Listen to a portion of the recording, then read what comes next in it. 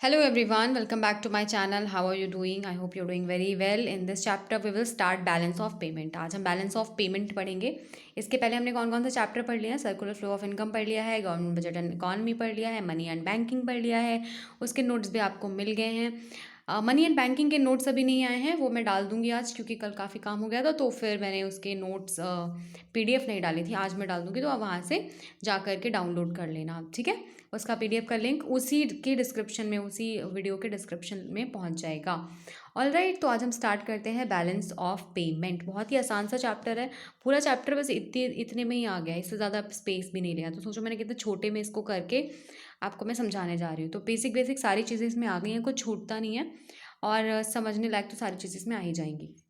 All right, तो balance of payment, अब इसको आसान भाषा में समझ लो कि हमारा इंडिया का जो रेस्ट ऑफ वर्ल्ड है, जो दुनिया है, उसके साथ में जो ट्रांजैक्शंस होते हैं, जो ट्रांजैक्शन मतलब इकोनॉमिक एक्टिविटीज़ होती हैं, जो भी पैसा आया गया होता है, उसका बैलेंस जो होता है उसकी हम बात कर रहे हैं इसमें. बैलेंस ऑफ पेमेंट मतलब कितना हमारे पास आया और कितना हमारे पास से गया है, ठीक है.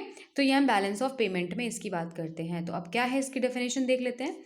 An accounting statement that provides a systematic record of all the economic transactions between residents of the country with rest of the world in the given period of time.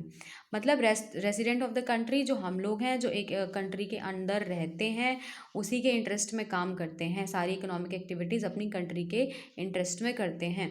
हमारा जो है रेस्ट ऑफ द वर्ल्ड, जो दुनिया से transaction होते हैं, जो economic activities के थ्रू ट्रांजैक्शन होते हैं, ठीक है, लेन देन होता है पैसे का, उसमें क्या चीज़ हमारे पास आई और कितने हमारे पास से गई, इसका जो बैलेंस होता है, इसका जो एक अकाउंटिंग स्टेटमेंट होता है, उसे कहते हैं बैलेंस ऑफ पेमेंट.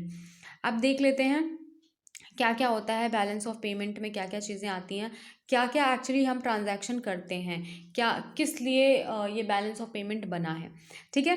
तो अब बैलेंस ऑफ पेमेंट मतलब इकोनॉमिक ट्रांजैक्शंस में हम देखते हैं. अब पहला है ट्रेडिंग ऑफ विजिबल आइटम्स. तो या तो ऐसा ये हो सकता है कि हम गुड्स खरीदते या बेचते हैं, मतलब सामान जो विजिबल है, जैसे ये आपके पास ये आपका पेन हो गया, ठीक है, ये हम दूसरे को बेचते हैं दूसरे देश में. ये ऐसे लिप बाम हो गई, ये दूसरे देश में मैं बेच दूँ या मैं दूसरे देश से खरीद लूँ, तो ये विजिबल आइटम से दिखाई देता है, या इसको मर्केंडाइज भी बोलते हैं. इसको बोलते हैं हम लोग बैलेंस ऑफ ट्रेड, BOT, ठीक है. विजिबल आइटम्स जो हैं उनको बोलते हैं बैलेंस ऑफ ट्रेड. ये याद रखना आप कि विजिबल आइटम्स को हम बैलेंस ऑफ ट्रेड बोलते हैं. नेक्स्ट क्या बेच सकते हैं, तो गुड्स हो गए. अब दूसरी चीज़ होती है सर्विसेज, मतलब इनविजिबल आइटम्स. अब सर्विसेज दिखाई नहीं देती, हम बाहर देश में कोई सर्विस अपनी बेचते हैं और वहाँ से सर्विस लेते हैं, ठीक है. तो अब वो हो गई ट्रेडिंग ऑफ इनविजिबल आइटम्स. उसके थर्ड में क्या करते हैं, कैसे हमारे पास में वहाँ बाहर से पैसा आता है या जाता है, यूनिलैटरल ट्रांसफर्स के थ्रू.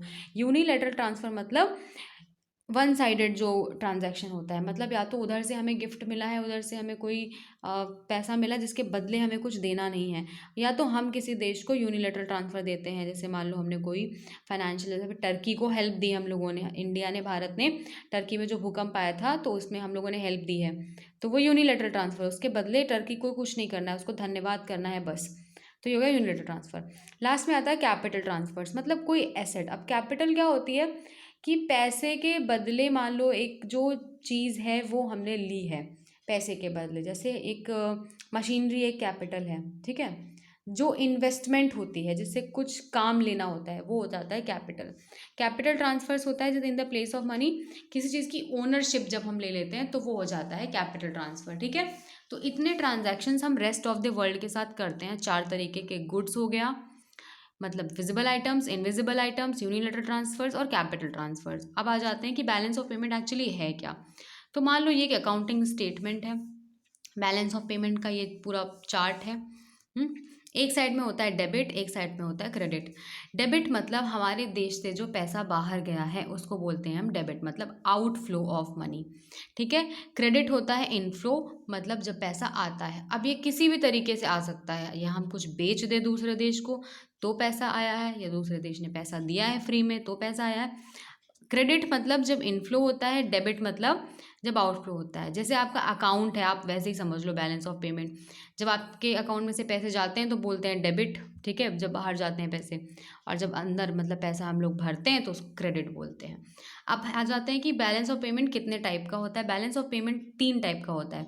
एक होता है बैलेंस्ड बैलेंस ऑफ पेमेंट, एक होता है सरप्लस बैलेंस ऑफ पेमेंट, एक होता है डेफिसिट बैलेंस ऑफ पेमेंट।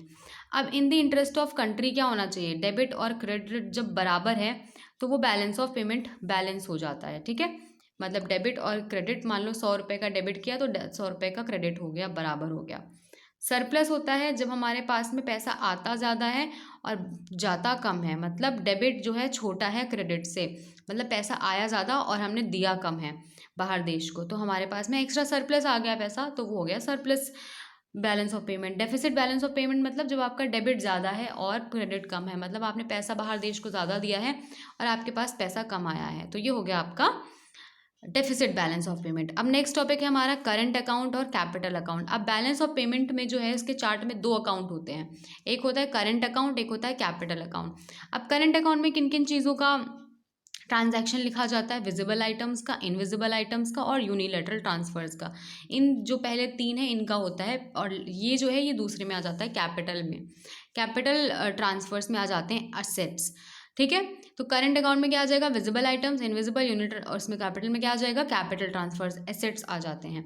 अब कैपिटल ट्रांसफर्स अब देख लेते हैं किस किस टाइप के कितने कितने हैं। इस अब ये वाला तो क्लियर हो गया, अब इसमें हम देख लेते हैं कैपिटल अकाउंट में क्या क्या चीज़ें आती हैं। कैपिटल अकाउंट में नंबर 1 पे आती है प्राइवेट ट्रांजैक्शंस, जो कि जो नॉर्मल पब्लिक करती है, प्राइवेट ट्रांजैक्शंस, या फिर कोई कंपनी करती है, ठीक है, बाहर देश में कोई प्राइवेट अपना खुद का निजी ट्रांजैक्शन किया किसी भी चीज़ को खरीदने के लिए, ठीक है। तो ये हम लिखते हैं किसमें, कैपिटल अकाउंट में प्राइवेट ट्रांजैक्शंस आते हैं। उसके बाद में आता है ऑफिशियल ट्रांजैक्शंस, मतलब जो सरकार करती है, ठीक है, बाहर देश से देश में जो सरकार ट्रांजैक्शन करती है वो कैपिटल अकाउंट में आता है, ऑफिशियल ट्रांजैक्शंस, ठीक है।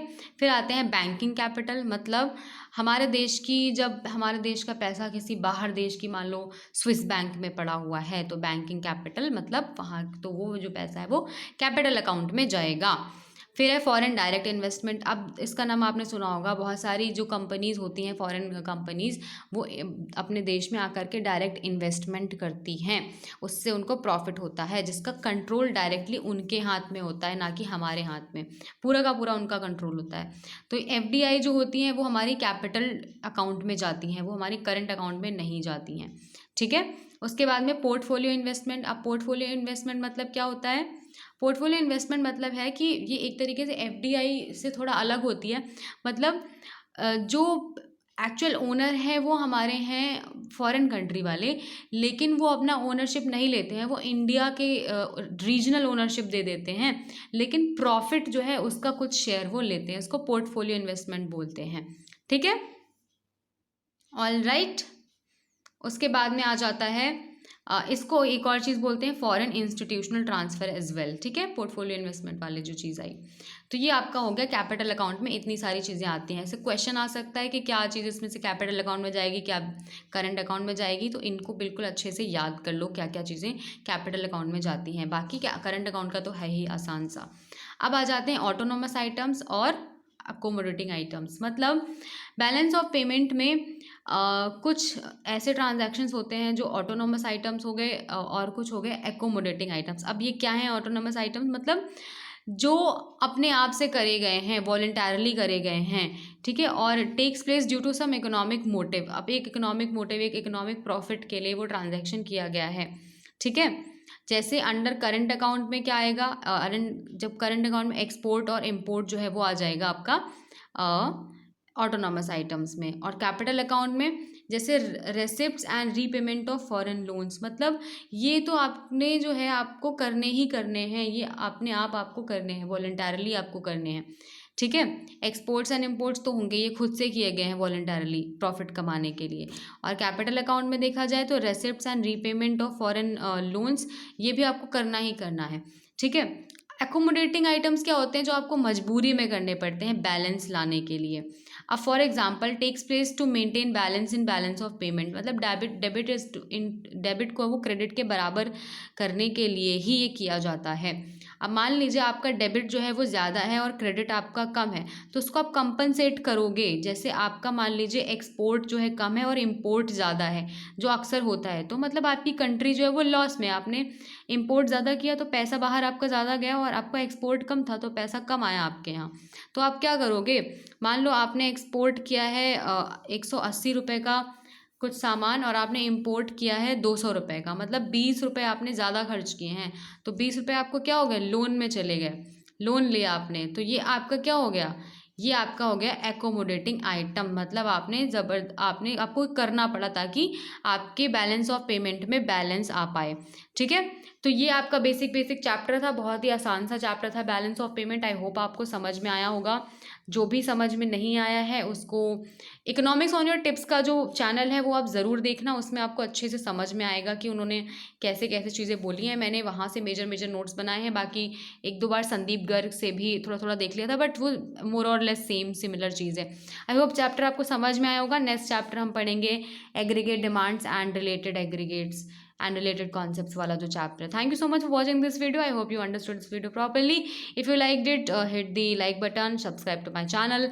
See you in the next video. Bye bye.